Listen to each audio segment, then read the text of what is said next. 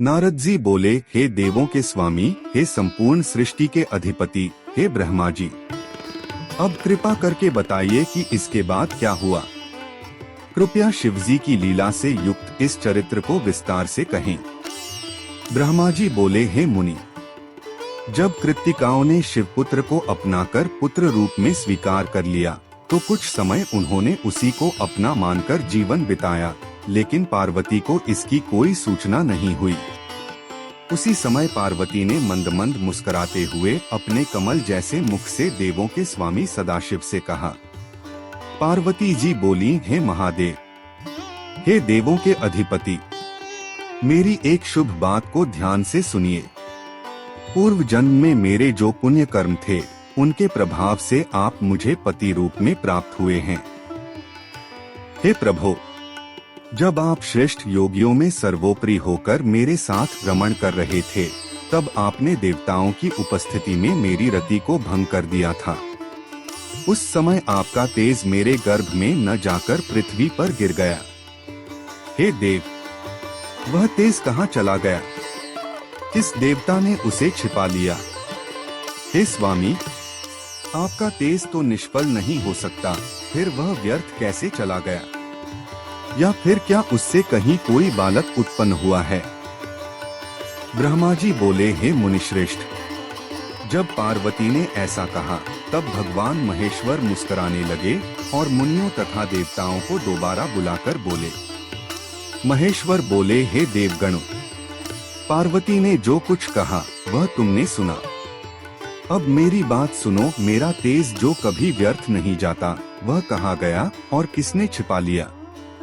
जो इसे शीघ्र बता देगा उसे कोई डर नहीं होगा और उसे कोई दंड नहीं मिलेगा। जिस राजा में शक्ति होते हुए भी वह न्याय नहीं करता, वह अपनी प्रजा का रक्षक नहीं बल्कि भक्षक कहलाता है। ब्रह्मा जी बोले, शिवजी की ये बातें सुनकर देवता डर गए और आपस में विचार करके एक एक करके शिवजी के सामने कहने लगे। विष्णु जी बोले, हे सदाशिव, जिसने आपके तेज को छिपाया है वह झूठ बोलने वाला हो और भारत में जन्म लेकर गुरु की पत्नी के साथ संबंध बनाए तथा गुरु की निंदा के पाप का लगातार भागी बने। ब्रह्मा जी बोले, जिसने आपके तेज को छिपाया है वह पुण्य भूमि भारत में न तो आपकी पूजा कर सके और न ही आपकी सेवा का अधिकारी बने। लोकपाल बोले, जिस पापी ने यह सोचकर कि वह पतित हो जाएगा आपके तेज को छिपाया है, वह चोरी के पाप का भागी बने और अपने कर्मों के फलस्वरूप सदैव दुख भोगता रहे। देवता बोले, जो मूर्ख अपनी प्रतिज्ञा करके उसे निभाता नहीं, वह प्रतिज्ञा भंग के पाप का भागी बनता है। वैसा ही पाप उस पर आए जिसने आपके तेज को छिपाया है। देवपत्नियां बोली, जो स्त्री अपने पति की निंदा करती है और पर पुरुष से संबंध बनाती है, वह अपने माता पिता और सगे संबंधियों से वंचित होकर उसी पाप की भागी बने, जैसा पाप उस पर आए जिसने आपके तेज को छिपाया है। ब्रह्मा जी बोले, देवों के देव महेश्वर ने देवताओं की बातें सुनकर धर्म आदि देवताओं की ओर कठोर दृष्टि डालते हुए जो सब कर्मों के साक्षी हैं, उन्हें डांटते हुए कहा। शिवजी बोले, हे धर्मादि देवगणों, यदि तुम्हें यह ज्ञात है कि मेरे तेज को देवताओं ने नहीं छिपाया तो स्पष्ट बताओ कि किसने उसे छिपाया। मेरा तेज तो निष्फल नहीं होता।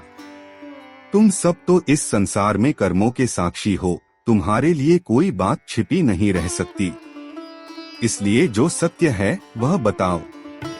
ब्रह्मा जी बोले, जैसे ही देव सभा में शिवजी ने यह बात कही, धर्म आदि देवता कांप उठे और एक दूसरे की ओर देखने लगे। फिर वे शंकर जी से बोले। धर्म बोले, हे प्रभु शंकर, रति के समय जो तेज आपके शरीर से प्रकट हुआ और क्रोधवश पृथ्वी पर गिरा, वह वास्तव में अमोघ है, यह मुझे भली भांति ज्ञात है। पृथ्वी बोली, हे शिवजी, वह तेज असहनीय था, मैं उसे संभाल नहीं सकी, इसलिए मैंने उसे अग्निदेव को सौंप दिया। कृपया मुझे क्षमा करें क्योंकि मैं एक अबला हूँ। अग्नि बोले, हे शिवजी, मैं कपोत रूप में उस प्रचंड तेज को संभाल नहीं सका, इसलिए मैंने उसे कैलाश पर्वत पर छोड़ दिया। हिमालय बोले, हे प्रभु शंकर, मैं आपके उस असहनीय तेज को सहन करने में असमर्थ था, इसलिए मैंने उसे तुरंत गंगा जी में प्रवाहित कर दिया।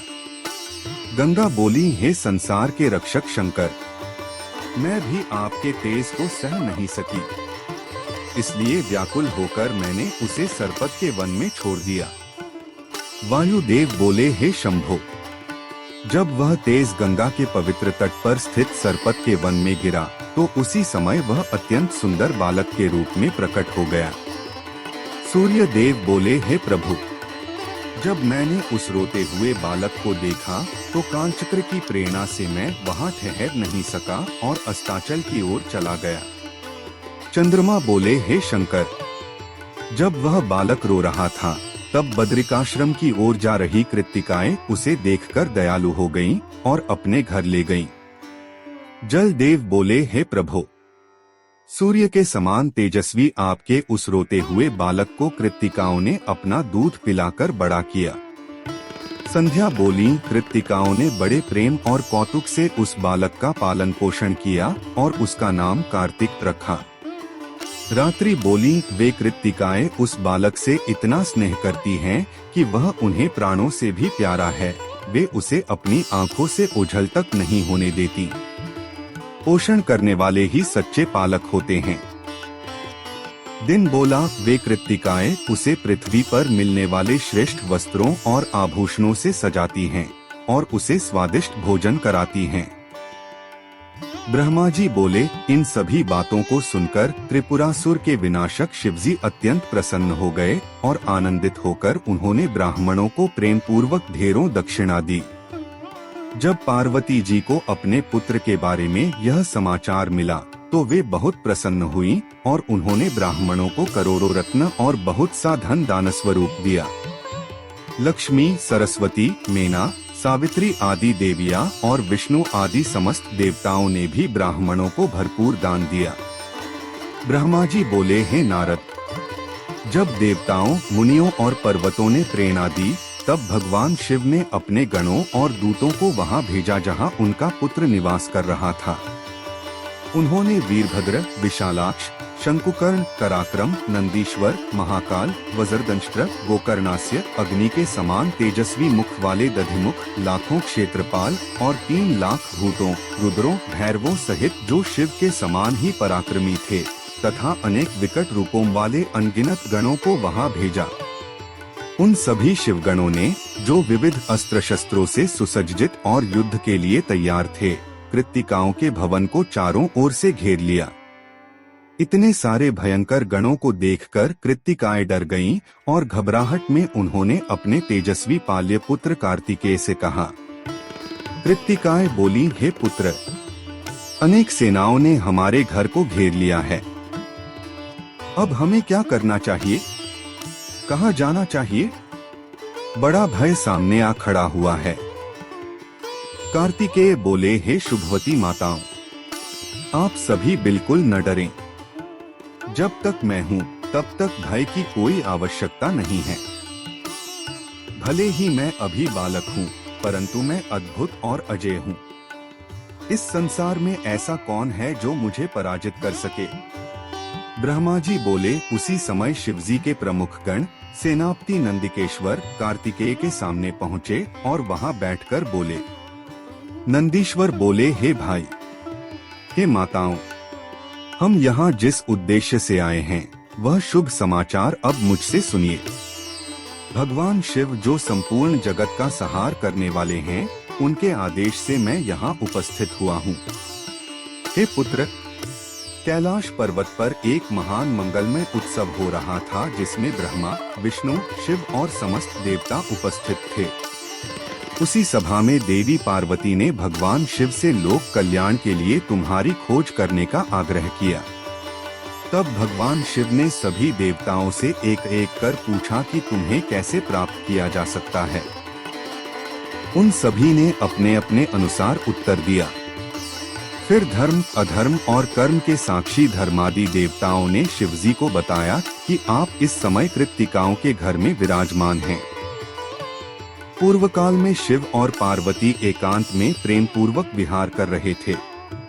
तभी देवताओं द्वारा उस दृश्य को देख लिए जाने पर शिवजी का तेज पृथ्वी पर गिर गया। पृथ्वी ने वह तेज अग्नि को सौंप दिया। अग्नि ने उसे हिमालय को दे दिया और हिमालय ने गंगा में प्रवाहित कर दिया। फिर गंगा ने अपनी लहरों से उसे शीघ्र ही सरपत के वन में छोड़ दिया। उसी तेज से तुम उत्पन्न हुए जो देवताओं के कार्यों को पूरा करने में समर्थ हो। कृत्तिकाओं ने तुम्हें वहीं प्राप्त किया था। अब समय आ गया है कि तुम पृथ्वी पर चलो। भगवान शंकर स्वयं सभी देवताओं के साथ तुम्हारा अभिषेक करेंगे। तुम्हें सारे शस्त्रास्त्र प्रदान किए जाएंगे और तुम तारक नामक असुर का वध करोगे। तुम शिवजी के पुत्र हो जो संपूर्ण विश्व के संहार करता है। इन कृत्तिकाओं द्वारा तुम्हें पुत्र रूप में अपनाना वैसा ही है जैसे सूखा पेड़ अग्नि को अपने अंदर छुपाने की असमर्थ चेष्टा करता है। तुम पूरी सृष्टि में अपनी शोभा फैलाते हो, ऐसे में कृत्तिकाओं के घर में रहना तुम्हारे लिए उचित नहीं। जैसे चंद्रमा अगर कुएं में रहे तो वह अपनी रोशनी नहीं फैला सकता, जैसे मनुष्य का तेज सूर्य के तेज को नहीं ढक सकता, वैसे ही तुम्हारे भीतर जो महान तेज है वह हम सब देवताओं के तेज से भी नहीं छिप सकता। हे शिवपुत्र, तुम कोई साधारण जीव नहीं हो। वास्तव में तुम वही सर्वव्यापक विष्णु हो जो इस समस्त ब्रह्मांड को व्याप्त करके स्थित हैं। जैसे आकाश किसी से व्याप्त नहीं होता बल्कि वह सबको व्याप्त करता है, वैसे ही तुम भी सबसे ऊपर और व्यापक हो। जैसे कर्मयोगी आत्मा सब कर्मों से निरपेक्ष रहती है, वैसे ही तुम भी पालन करता होते हुए भी महान योगी होने के कारण उनसे निर्लिप्त रहते हो। तुम ही इस विश्व की सृष्टि करने वाले और इसके स्वामी हो, लेकिन इन सब में तुम्हारी स्थिति वैसी ही रहित है जैसे योगी की आत्मा में गुण और तेज की उपस्थिति नहीं होती। हे भाई, जैसे मेढक कमल की शोभा को नहीं पहचानते और उसे तुच्छ समझते हैं, वैसे ही वे लोग भी मूर्ख हैं जो तुम्हारे वास्तविक स्वरूप को नहीं जानते। कार्तिकेय बोले, हे भाई नंदिकेश्वर, आप त्रिकाल भूत भविष्य और वर्तमान का ज्ञान रखते हैं। आप मृत्युंजय भगवान सदाशिव के सेवक हैं, इसलिए आपकी जितनी भी प्रशंसा की जाए वह कम ही है। जो लोग अपने कर्मों के अनुसार जिस जिस योनि में जन्म लेते हैं, उन्हें उस योनि के अनुसार भोगों में सुख की प्राप्ति होती है। ये कृत्तिकाएं ज्ञान से संपन्न, योग विद्या में निपुण और प्रकृति की कलाएं हैं। इन्होंने मुझे दूध पिलाकर बड़ा किया है, इसलिए मुझ पर इनका बहुत बड़ा उपकार है। मैं इनका पोष्य पुत्र हूँ। ये स्त्रियां मुझसे गहरे रूप से जुड़ी हुई हैं। जिस शक्ति प्रकृति के स्वामी के तेज से मेरा जन्म हुआ है, ये कृत्तिकाएं उसी प्रकृति की विविध कलाएं हैं। हे नंदिकेश्वर, पार्वती जो पर्वतराज की कन्या हैं, उन्होंने मुझे जन्म नहीं दिया है, फिर भी वे मेरी धर्म माता हैं। ठीक वैसे ही जैसे कृत्तिकाएं भी सर्वसम्मति से मेरी माता मानी जाती हैं। आप अत्यंत श्रेष्ठ हैं, शिवजी के समान पुत्रवत हैं और मुझे लाने के लिए शिवजी ने ही आपको भेजा है। इसलिए मैं आपके साथ चलने को तैयार हूँ और देवताओं के दर्शन करूँगा।